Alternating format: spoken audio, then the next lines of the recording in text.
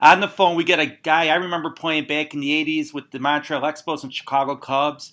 He was just phenomenal back then. He basically changed the culture on the north side, in my opinion, when he came to the Cubs in 1987. Hall of Famer Andre Dawson. How you doing this morning? Fine. Good morning. Thank you.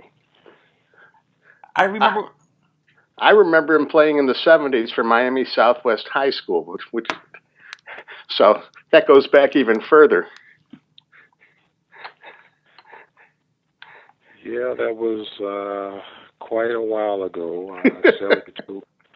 I think 71 and 72. I didn't really play up until my junior year, so high school was kind of brief. Now, one of your future teammates, Warren Cromartie, was playing at Miami Jackson. Did you know him in Miami? No, I only knew of Cromartie from his name being tossed around within the community. But I really didn't meet Warren until Warren was a year ahead of me in high school. I didn't meet him until my very first spring training, which was in 1976 in Daytona Beach, Florida. Did you play football in high school or just baseball? I played football. I played football also my senior year. I didn't play my junior year. I played football primarily because my friends played it, and it gave me some time to pass leading up to the baseball season. When you got drafted in the 11th round, did you say to yourself, I definitely have a future as a big league ball player? I might have a future. What was that experience like? Well, when I got drafted, I had to first make the decision as to whether or not I was going to go ahead and sign professionally or finish my college experience and go ahead and graduate and get my degree. And it had always been a childhood dream of mine to sign at the professional level. And my uncle, I can remember talking to two of my uncles actually about what do I do now? Is this the break for me? Just how important my education is as uh, a decision to do that and neglect signing the contract. So they pretty much left it up to me to make the decision. They say you're a young adult now, and whatever you decide, we'll support it. Um, but it's your call, and I kind of slept on it for a couple of days.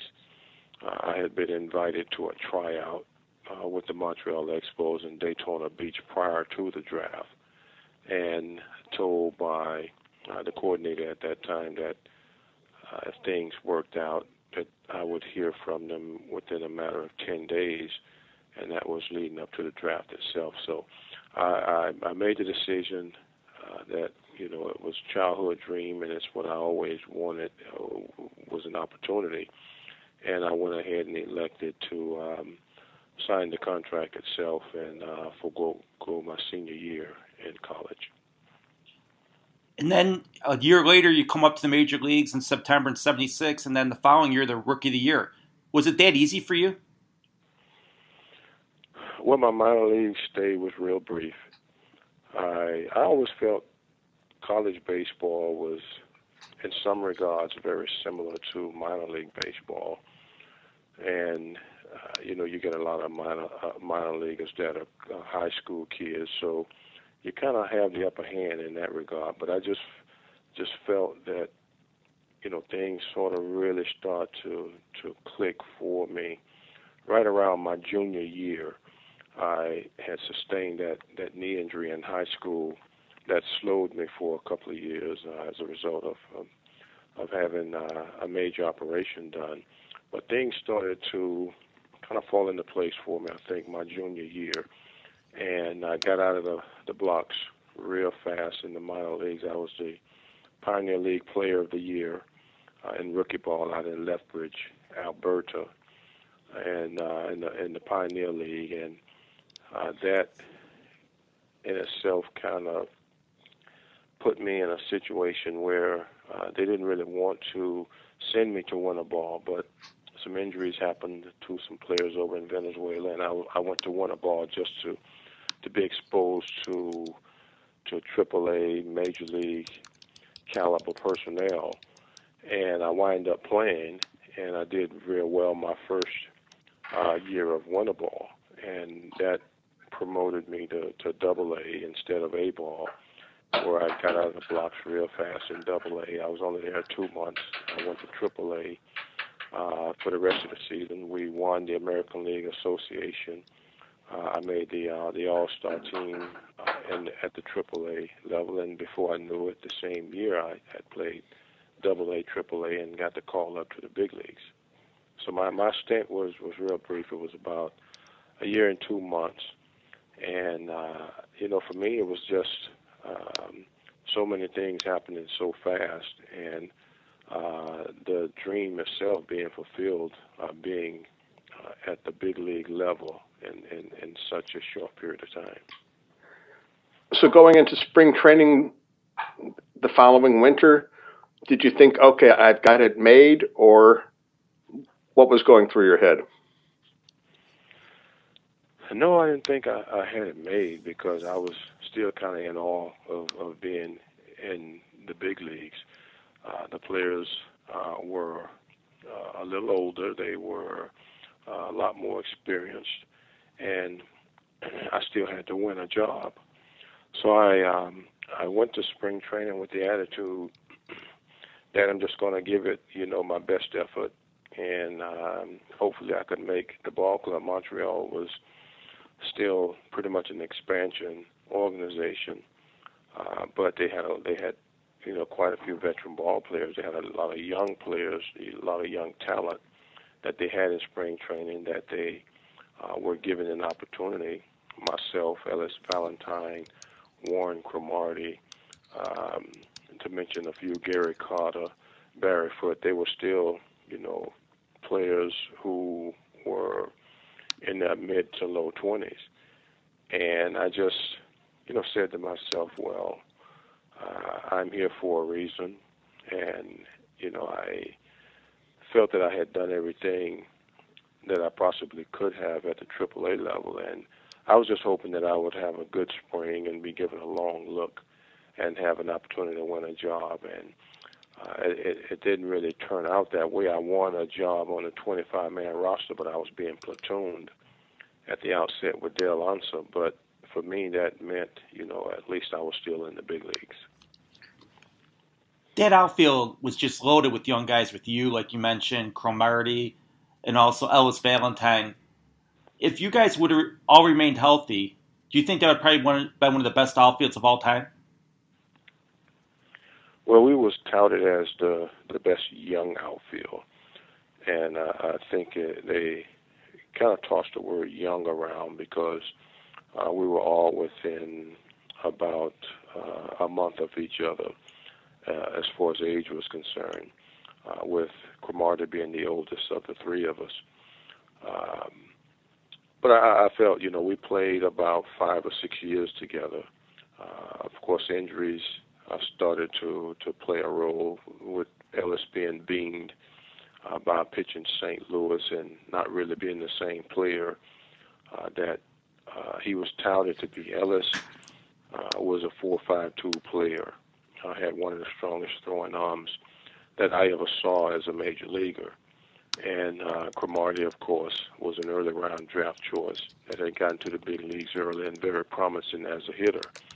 And I myself wasn't projected to turn out to be the better ball player of the three. We were just very similar in age, and we all had real natural and raw ability. But I think also that when it came time during the free agent period to re-sign and keep all of us together, the ball club or the organization started to go a different route. What was the experience of being an Expo like?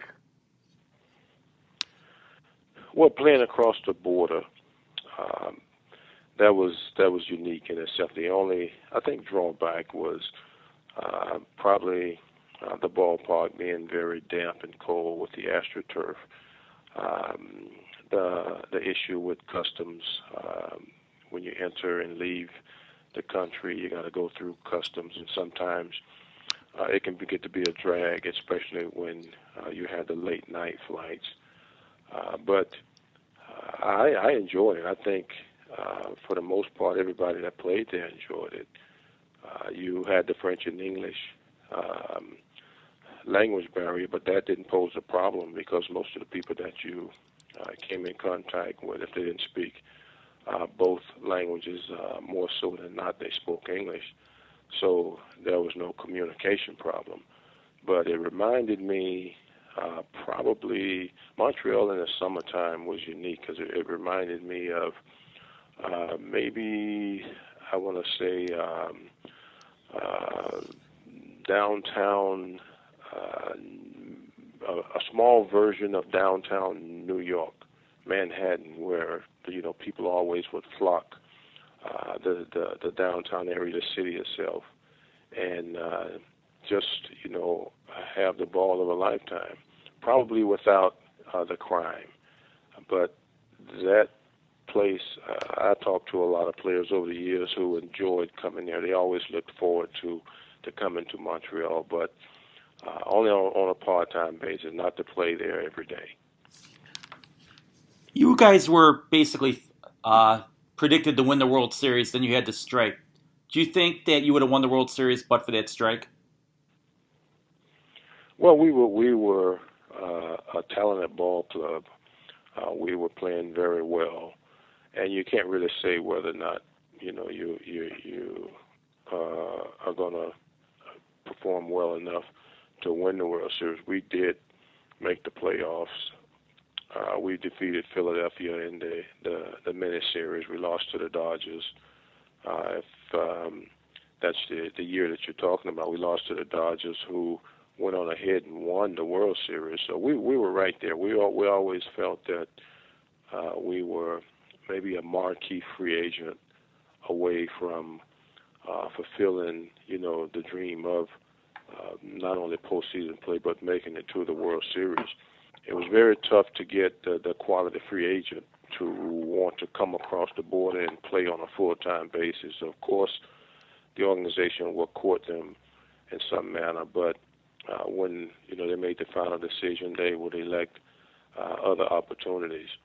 But we were built around our minor league system, and we had the core group of talent there. But we always felt that because of the doubleheaders that we would play, because of all of the conditions during the early part of the season, the doubleheaders that were piled up in September, we will fall short, and we just felt that we needed that one or two extra part to get us over the hump. Now, before the start of the 2014 seasons, they played a couple of exhibition games in Montreal and had very good attendance. And, any chance that baseball ever returns to Montreal, do you think? Maybe to the degree, in all honesty, to the degree of maybe independent or minor leagues. I really don't think a major league team will be there. It's just my gut feeling. I think once you lose an organization, you're not going to get it back.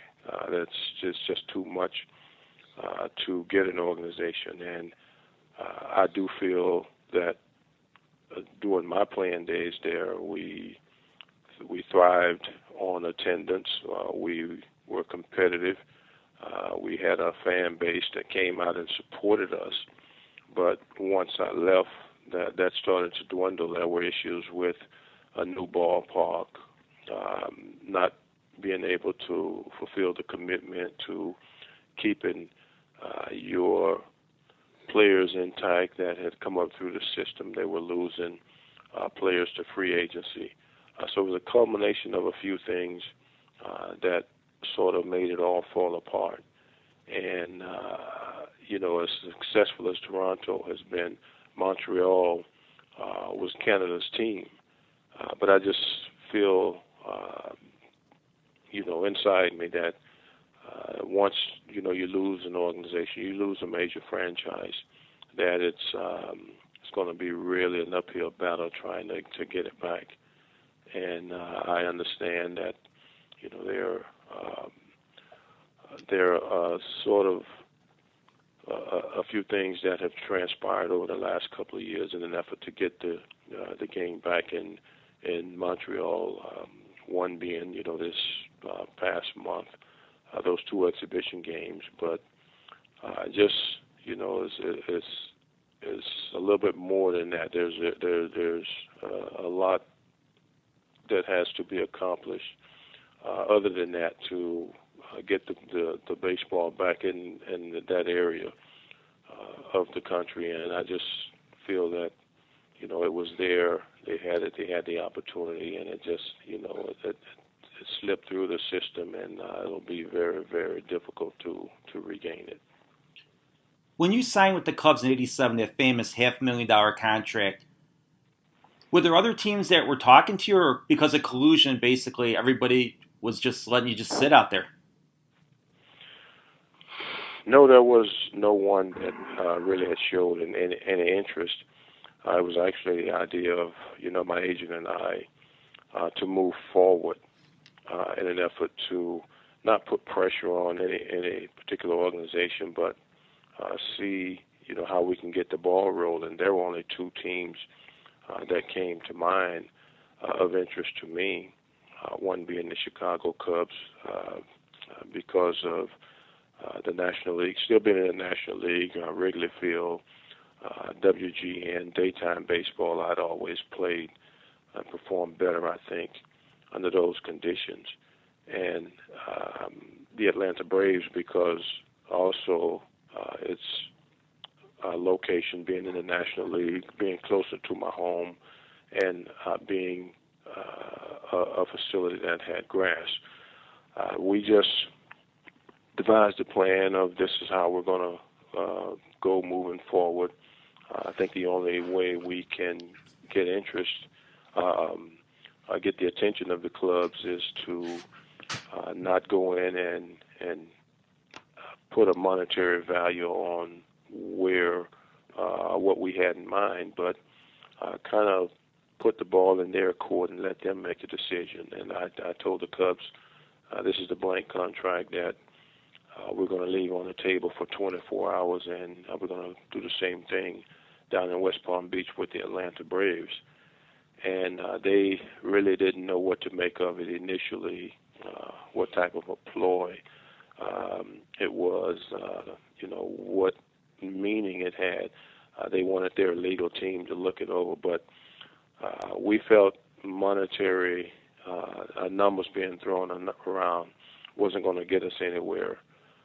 So if it was going to work, then, they had to make us an offer. And I just said to my agent, I'm pretty much sticking my neck out, but I'm going to be man enough and stand up to it. It's not a monetary issue right now. It's just principle. If I'm going to have to take a cut and pay because of the collusion, then I'm going to take a cut and pay and go somewhere where, I know that I'll enjoy the game and I can look in the mirror and really be satisfied with the decision that I make. Could you and your agent tell at the time that the teams were indeed in collusion during this whole process? Or do you scratch your head and say, what's going on? No, we knew it was sort of the course of the game at the time. We were having problems within the basic agreement itself when it came to free agents, and clubs just were refusing to sign free agents, especially sign them to lucrative deals.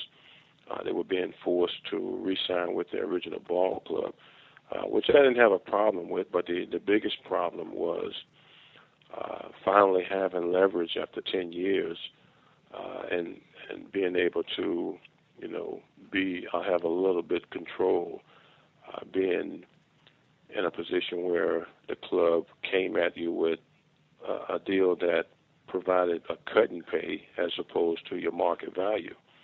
And it didn't really bode real well with me because I had just finished up a 6-year deal that I had signed prior, which posed underpayment as far as my talents and ability was concerned.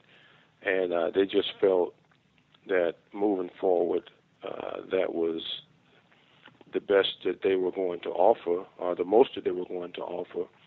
And because of the collusion process, that I really didn't have any other alternative. But, I can remember my comment was that, well, at this particular point, I'm thankful and I appreciate the last 10 years, but it's really a slap in the face if, you can honestly look at me and say, to play across the border, being one of your products of your minor league system, and still one of your core ball players, that you're only going to offer me a cut and pay to remain here. I'd just as soon get off the AstroTurf, go somewhere where I can prolong my career, if that's going to happen, and enjoy the rest of my playing days. You had that $250,000 bonus if you made the All-Star team. Let's see, and won the MVP. Did you think there was any way possible that you would get those incentives?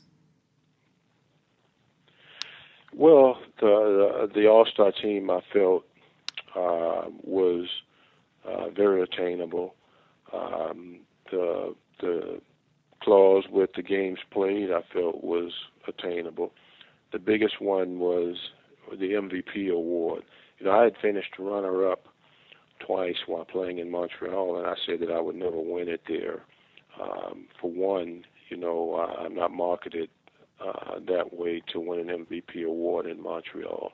It's across the border. And I just felt if I was going to win it, I had to be playing in the States, probably in a media center with an organization that got a lot of exposure. And I didn't really dwell on the incentives too much because, first of all, you just got to be out there and you got to be in the lineup every day and things have to fall into place. I just looked at it as a new beginning for me. The incentives still put me under what Montreal was going to offer, so it didn't really play that huge of a role, but I did accomplish all of the incentives, and that brought the contract value up to, I think, $750,000. You walk into spring training, you see any familiar faces in the clubhouse? What was the transition like walking into a new ball club? Well, I wouldn't say new faces. Most of these guys I knew from being the opposition, playing against them. What that meant now was that they were teammates of mine, and I had been in the game 10 years, so I didn't step in feeling my way around. They welcomed me from day one. Well, once I got there, they had already started spring training games, so there was a lot of work for me to do to get prepared for the season, but I had already done that. I stepped in the first day, and I was used as a pinch hitter without any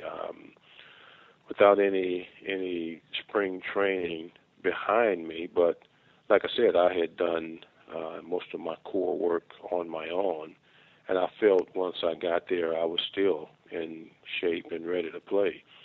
But those guys, like the fans, knew of me from my days of playing in Montreal, some of which were my age, a couple a little older, and for the most part, quite a few younger. So I was kind of looked up to in a sense because I was, even though had the winter job there, they felt that I was going to be the guy in right field, and I would hopefully add to the surplus of talent that they had and put them in a position to be where they would like to be. So I didn't come in and feel my way around. I just took the attitude. The season itself is less than a month away, and I got to get myself ready for opening day. One of the scariest parts of that season, though, was when Eric Shaw hit you with that pitch. I remember watching that on TV going, oh, there goes his career, because it was scary. Yeah, anytime you hit up near the head area, it can be very damaging. You're talking about someone's livelihood, and you never know what direction that can go. I saw what happened to Ellis Valentine when his cheek was fractured. I saw what happened in Houston to a very, very good ball player that was having, prior to that injury, a very promising career starting to come together. But I just tried to block it out of my mind. The one thing I never feared was the baseball itself. That's why it didn't bother me to crowd the plate and make the pitcher work me to my strength. But it can be devastating. It's not the most comfortable feeling. Whenever you're hit in the head, in the helmet. But for me, the attitude I took was, I wanted to get back in the lineup as quickly as possible. They kept me out for 3 games. They wanted to go longer than that, but I was back in the lineup within a matter of 3 days with the area where I was hit, stitched up, and pretty much going in the healing direction. So in '87, you win the MVP. The Cubs are a last-place team. You're the first player to ever win the Most Valuable Player award on a last-place team. Did you say to yourself, I'm not sure I signed with the right team? Or did you see better days ahead? No, I always felt that that was the best fit for me. Again, because it was grass, it was daytime baseball, it was still in the National League. And it takes so much, to be a winner. That was primarily the same ball club that had won it, I think, in '84. Mm-hmm. And, I just felt that things kind of fell apart for us the second half of the season. During the first half, we weren't that far from first place, I think 4 or 5 games. And the second half, they just started to make a lot of business moves where they were unloading most of the veteran ball players, some of the bigger contracts. And, I didn't blink twice about it. I just, said, I'm here for a reason. This is where, I probably would like to finish my career. I had, developed a love affair with the fans, the city itself, and I just felt that that's where I belong. That's where I was supposed to be, and I'm just going to make the most of it. I never realized that the Cubs picked the date for the first night game based upon your uniform number with that 8888. Well, I don't know what was the reason behind that. I can't even speculate. But so much was made of, night baseball in Wrigley Field and, when it's going to happen, what it's going to do for the organization. We were just glad and happy that moment had arrived because as much as I like playing daytime baseball, sometimes you needed a break and you needed to play at night. And whether it was, at home or on the road, we just enjoyed the fact that it was finally going to happen in Wrigley Field. How tough was playing right field in Wrigley for day games? Oh, it can be very tough. You really got to work out there extensively before the game. The wind can play havoc. You have to know the elements. The sun is tough, very tough, especially in the late innings when a lot of times the game is on the line. and I can't say I perfected it, but I had I had the little things that I did that would help me along the way. I knew how to play to win. I knew how to play the sun, and a lot of times I prayed that the ball wouldn't come off the bat at a certain angle because of the sun. But like I said, for the most part, you go out there and it makes you focus a little bit harder because a lot of times, like I say, the game is on the line and there are plays that have to be made. How thrilling was it to know that you had those fans behind you when I think Harry called them Andre's Army back in '87? Well, they allowed me to be a youngster again. From the Salaman, the way they embraced me from day one in spring training, once I got there, they just made me look forward to getting to the ballpark every day. And that's who you play the game for. You play the game for the fans. You play the game to represent an organization and to wear that uniform. And they were probably the most loyal fans that I ever played for. And, like I say, for them to embrace me the way that they did coming from another organization, I just felt that that's where I always belonged. And I took the attitude that this is where I want to retire. It didn't pan out that way. But that's kind of the feeling I got from the fans. They made it electrifying. They made playing every day purposeful. And like I say, you played the game for the fans. After your time with the Cubs, you ended up a free agent and signed with Boston. What was the Fenway Park experience like? Well, they had a lot of knowledgeable fans also. I saw the fan base being kind of similar, the ballparks being a little bit similar with the intricate angles and so on. But the American League was different from the National League.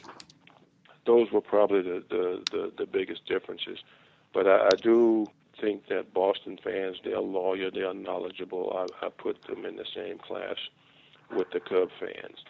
And it was good in a sense that I felt the second half of my career, I played in a fan base, where you really had the support, you had the turnout day in and day out.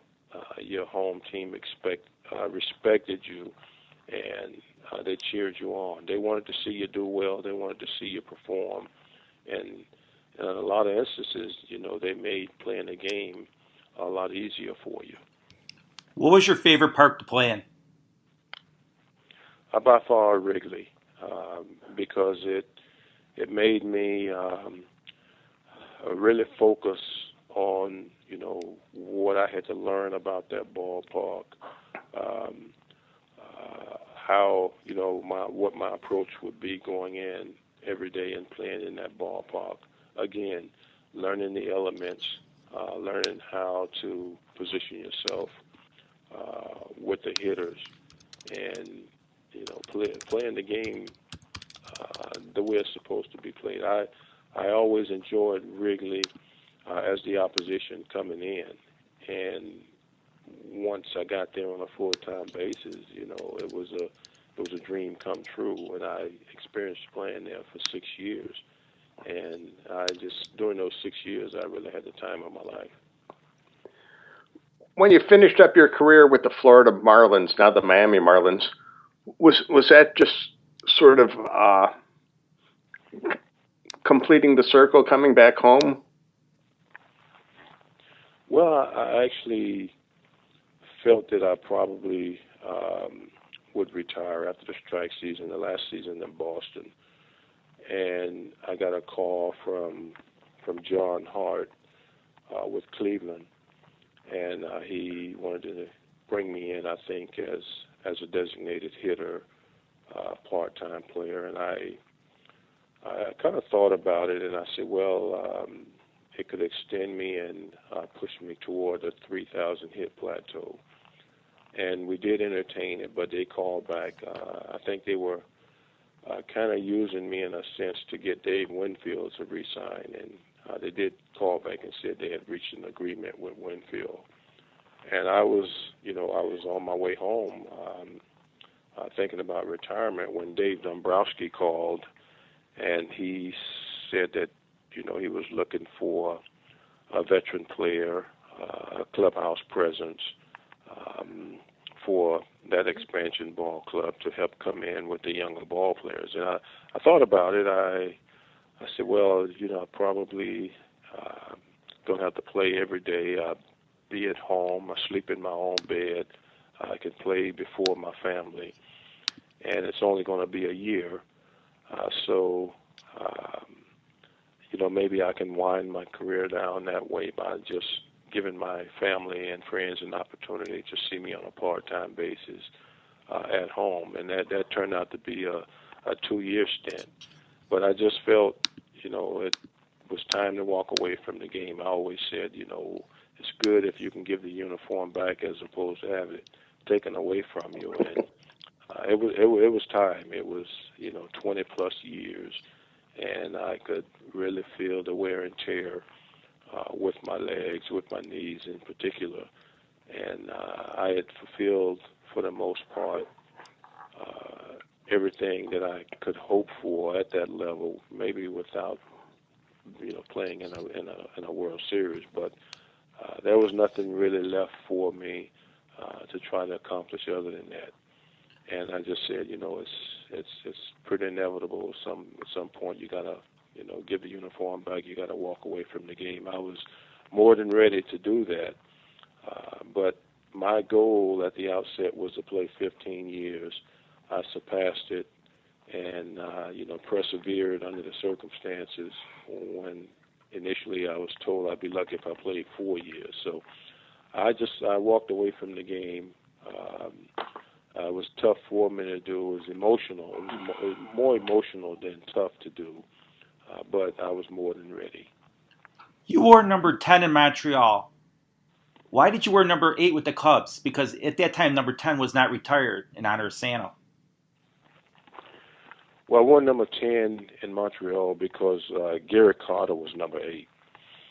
Gary Carter was the young catcher. He was the premier catcher of the organization.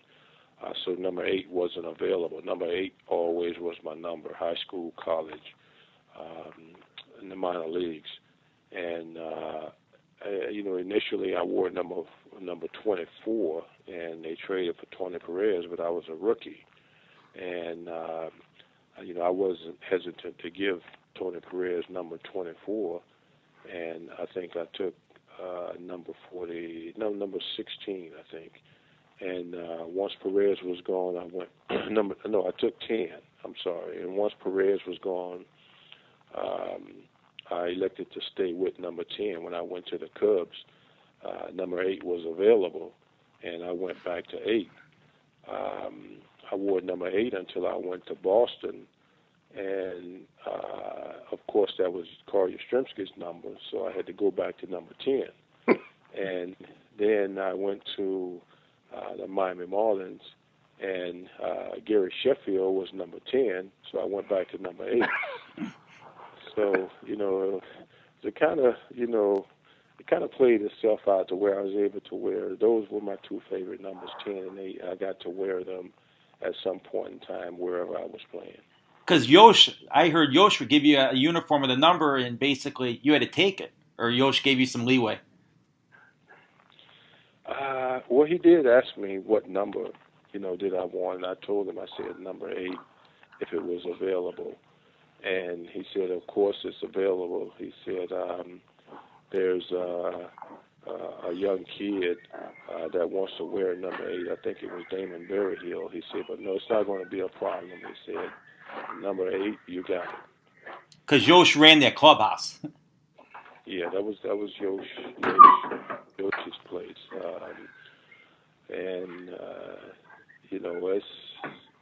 It's one of the forgotten people, the clubhouse people. They're some of the forgotten people in the game, but They serve a lot of purpose, and they make things real pleasurable and enjoyable for the players. When you retired and looked back at what you accomplished, did you say to yourself, I have a shot at being in the Hall of Fame? Well, I felt that I had a productive career. That's something you can't never really be too sure about. I knew it was tossed around a lot. So much was mentioned about you being a future Hall of Famer. It's a no-brainer. But as a player, you can't control the voting process. You would hear fans say one thing, you would hear baseball people say one thing, and then you listen to the writers. They're kind of all across the board. So, but I knew that the players that were really touted up to Hall of Fame worthy. I had played and performed with those players. I had just as good, if not better, numbers, and that it was a possibility. Then when that time comes around, when the voting process comes around, and it doesn't happen for me. It didn't happen for 9 years, and I just look at it like, okay, it's pretty much lost most of its luster. So if it happens, just be ready for that time. That's something that was instilled in me by family.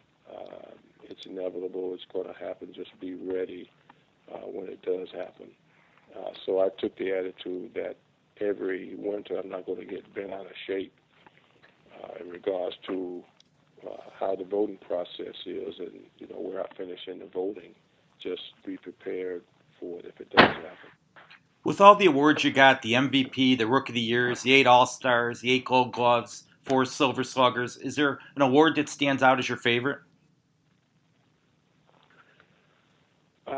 It would probably, I think the first